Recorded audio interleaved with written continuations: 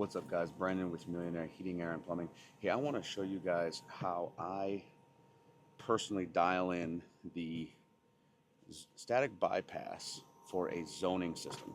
So I'm a huge fan of these Honeywell zone dampers. Sorry for the lighting.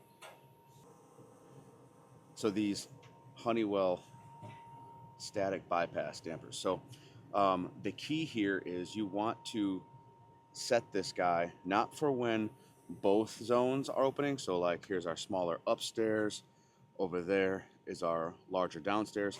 I want to dial this guy in when my smaller upstairs zone, or it's calling, or whichever is your smallest zone. So you would call the smallest zone, leave the large zone off, and then you'd come up here, and you're also going to want to double check the system data plate. So this is a Lennox gas furnace, and we're looking at a 1/2 inch of static pressure.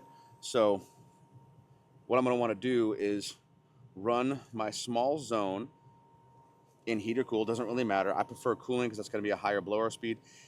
In my small zone open, I'm going to come over here and I'm going to come to my static bypass. Preferably, I didn't install the system.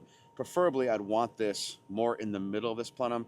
I kind of want this away from the blast zone, which is your first 12 to 18 inches off of your evaporator coil. If this is an air handler, you'd want this, at least 12 to 18 inches away from the transition from the air handler and the plenum.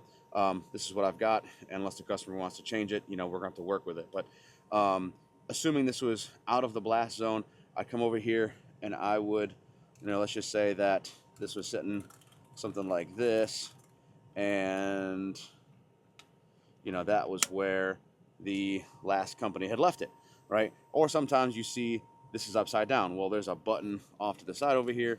You push this guy in and it pops off and you can turn it upside down.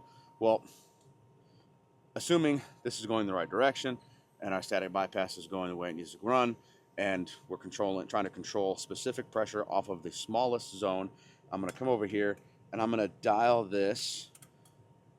If I go right, it tightens.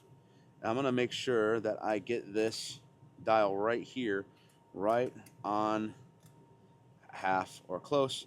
I'm going to fold it over, and now I've got my bypass relieving air if we exceed 1/2 inch of pressure in the system.